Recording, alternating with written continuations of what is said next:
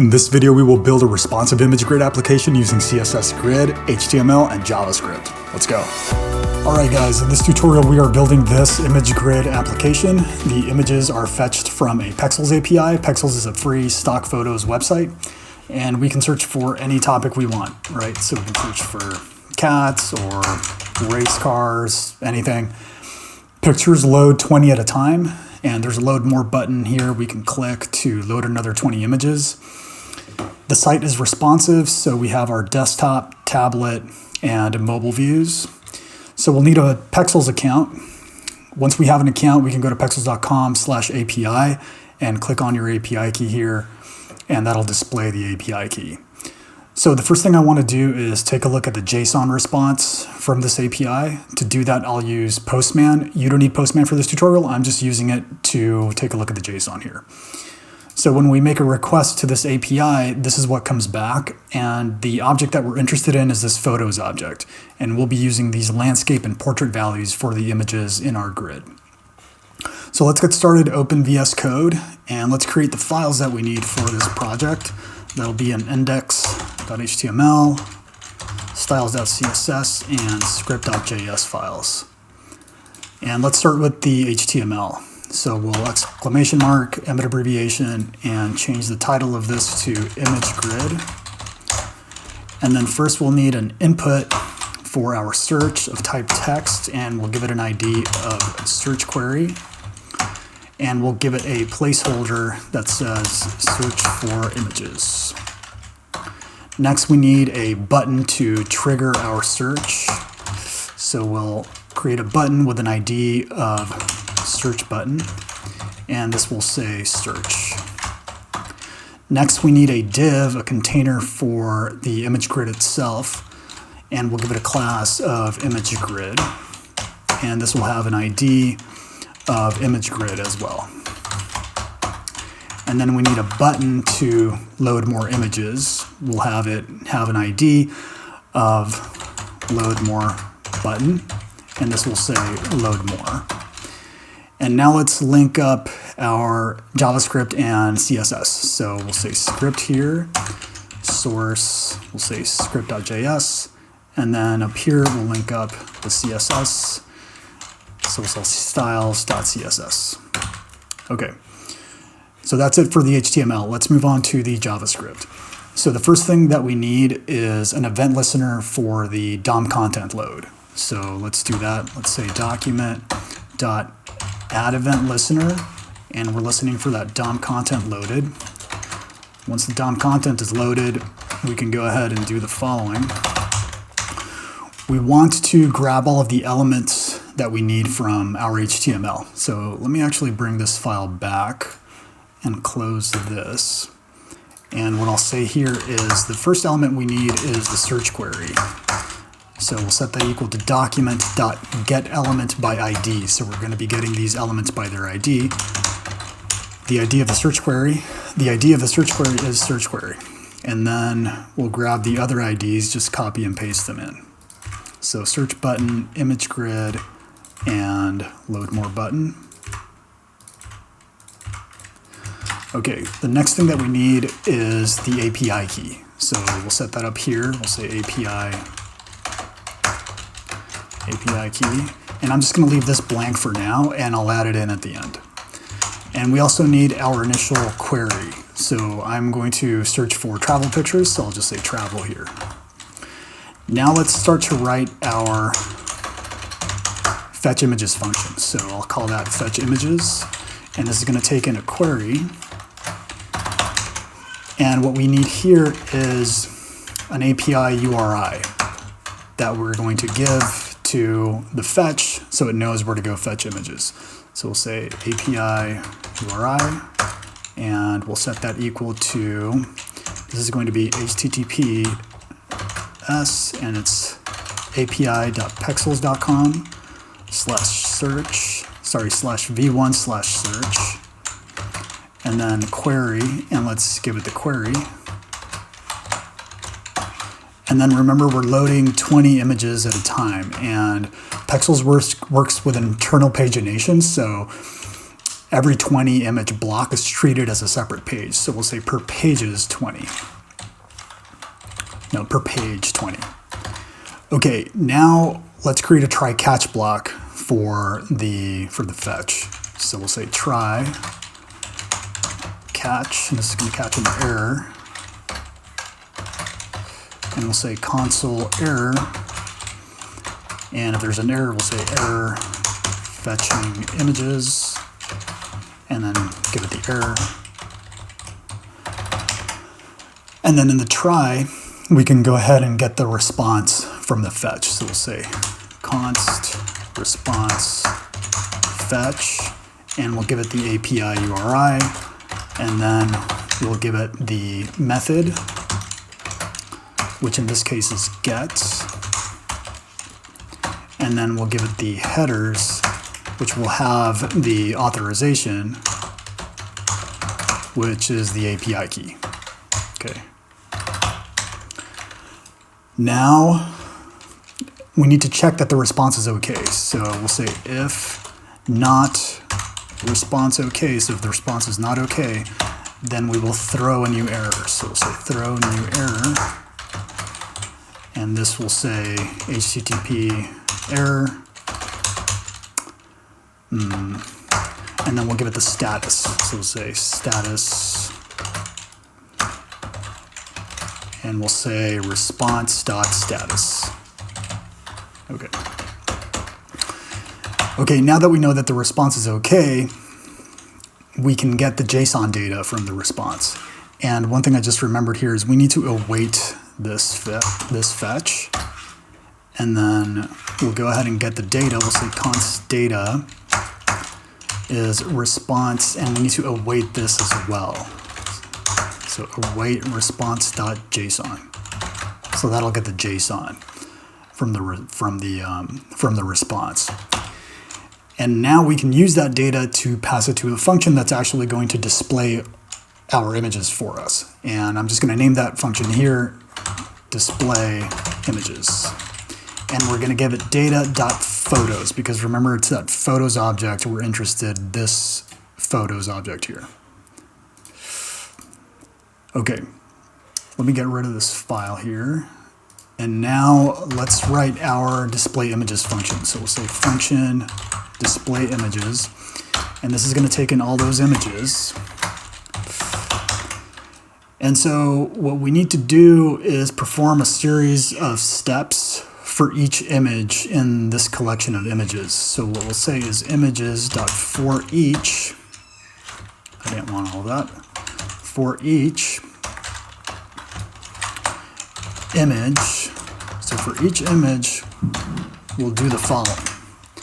And the first thing we need to do is determine the orientation of the picture, whether it's landscape or portrait. And to do that, I'll take advantage of these height and width values here. So if the height is greater than the width, then it means it's a portrait image. So we'll do that. So I'm going to set up a Boolean here. I'm going to say const is portrait, and I'm going to say image.height greater than image.width, right? So if that resolves to true, then it's a portrait image. And that'll help us determine which source we'll use for the image. So that'll help us determine whether we use the landscape or portrait value here. And so we need to go into the source object. So we'll say const image source will be equal to is portrait, and we'll use a ternary operator here. So ternary will say if is portrait, then image.source.portrait. Otherwise, image.source.landscape. Okay. All right, now we need to create an image element and give it this image source. So we'll say const image element, and we'll create an image element. We'll say document.createElement, make that an image, and say image element.source is equal to the image source. And then we also want to set the alt text to image.out, which is this value here. Okay. All right. Now what we need to do is create an image container to hold the image element and then append the image element to the container. And then we need to perform another step at the end, but we'll get there. Let's see. So let's create an image container. We'll say image container. It's going to be document.createElement, and we'll make this a div. And something we need to do here is give this image container its appropriate classes. So we'll say image container dot class list dot add, and this will have a class of image container, and then given the value of is portrait, it will have either portrait or landscape class. So we'll say is portrait, and we'll use a ternary operator again, then portrait, otherwise landscape. Okay. All right, now we can add the image element, append it to the image container. And then what we'll do is we'll append the image container to the grid. So we'll say image container.append child and give it the image element. And then what we'll say is image grid.append child and then give it the image container. Okay. All right. Now let's go ahead and call on fetch images. So we need to actually call fetch images and pass in the query. And now let's add event listeners to our buttons so they know what to do when they're clicked. So we'll say search button dot add event listener, and we're listening for a click. So when the button is clicked, what will happen is first we will acquire the value from the search query. So say const new query is equal to search query dot value dot trim, so it removes any empty space. And then we'll say if new query, then what we want is to set the query equal to the new query, and then also to call on fetch images and pass in that query. All right. So one thing that we need to think about here is that when we run a new search, the grid is already full of images. And so we need to clear the grid. So what we're going to do is add another parameter to this function called a clear grid and set it initially equal to false. And right before we call on display images, we'll say if clear grid, then image grid dot inner HTML is equal to an empty string, and that will clear the grid. And then what we do in the event listener for our search button is add in a value, pass in a value of true. Okay, so the grid gets cleared. Okay, now let's add an event listener to the load more images button. So we'll say load more button dot add event listener. And again, we're listening for a click. So when that button gets clicked, what we'll do is call on fetch images, give it the query. And what we need to do here is think about the pagination. So remember that Pexels works with internal pagination, so it treats every 20 image block as a new page. So we need to keep track of which page we're on. So what we'll do here is add another parameter, call it page, set that equal to 1, and then put that into the URI. So say page equal to page, And then we'll keep track of our current page here with a counter, call it current page, set that equal to 1. And then what we'll do here is we'll just add 1 to current page. And then pass in current page here. Okay. And then what we'll do here is if we run a new query, then, sorry, a new search, then we'll reset the counter to 1 and then pass in the current page. Okay. Okay. So I think that does it. Okay, now I just need to add the API key, which I have over here. Okay, save that. And just checking for typos, make sure I didn't miss anything. So we called the function, very good. All right, now let's switch gears here and move on to the CSS. So with the CSS, the first thing we need to do is just a general reset of the padding and margin. And then also we'll set the box sizing to border box to prevent any kind of unwanted layout shifts. And now let's target the body, give it a padding of 20 pixels, set the font family to Arial, and then what else do we want? We want a background color, which I actually also have over here. It's a kind of complex background gradient. So, and then we want to align the text center, which will actually align both the input and button as well. Both buttons. So we'll say text align center. Now let's target the search query. And so we'll give this a width of, say, 250 pixels. And we'll set the font size to 1 rem. We'll give it a padding of 8 pixels. And we'll give it some margin on the right side, because remember the button is sitting right to the right of the input. So we want some margin on that side. So margin right, 5 pixels. And then we want to round the border. So we'll say border radius 5 pixels. All right.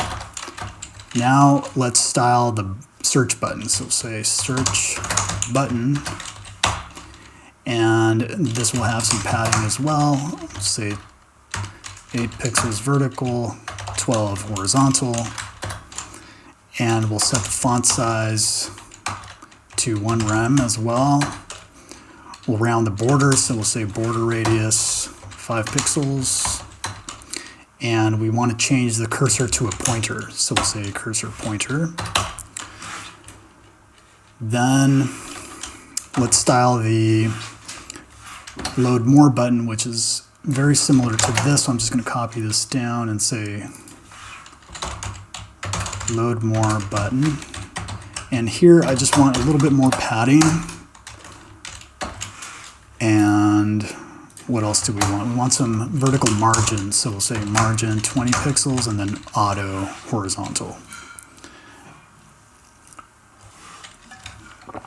Now let's style our image grid.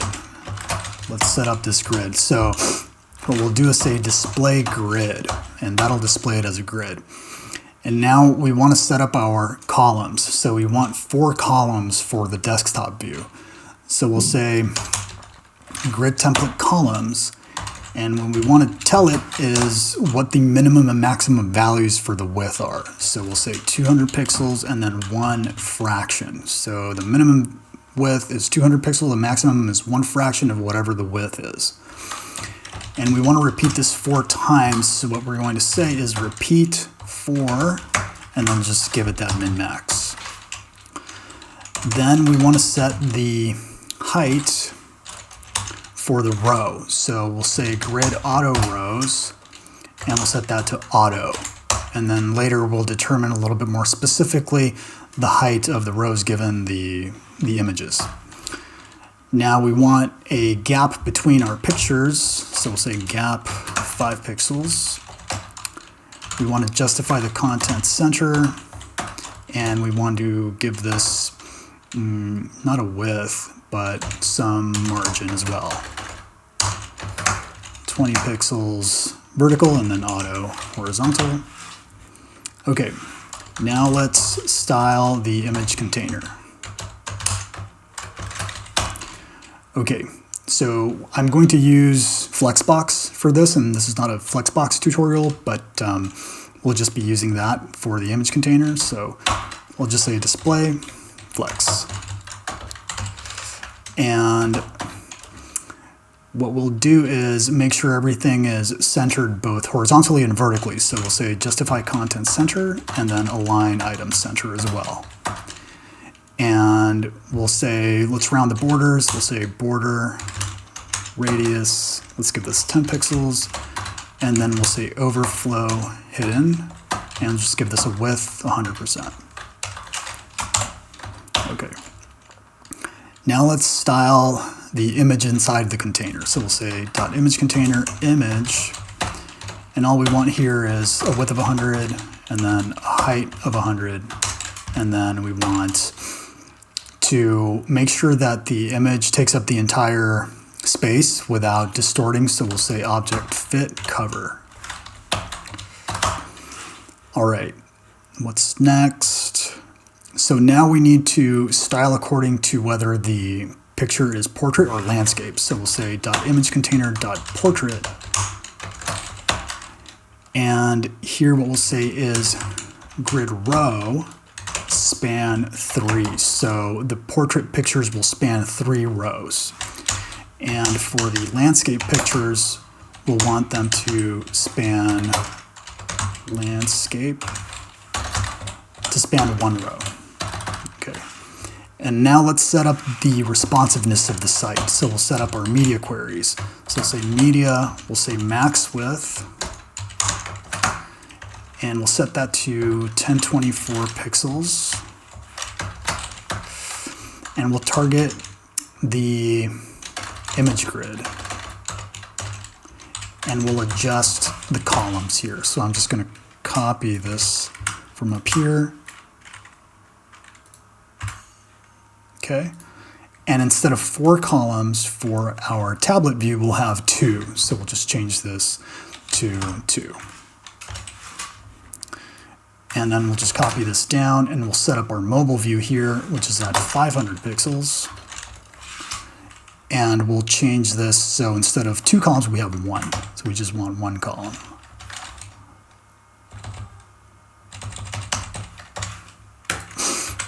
Okay. All right, save. And that should do it. Excuse me. Okay, so let's go ahead and run this application. Remember, we added the API key, so we're good there. Everything looks fine. Files are linked up. Let's go ahead and run this. And there it is. Okay, great. So let's test it. Scroll down, click that load more button, and there we see more images coming in. And let's run a search here. Let's say just something like jets. Okay, cool. And let's test the responsiveness of this site. So, and there we can see mobile, tablet, and desktop views. All right. All right, guys, that's it for this grid tutorial. I hope that was helpful. If it was, please like, comment, subscribe, and I will see you on the next one.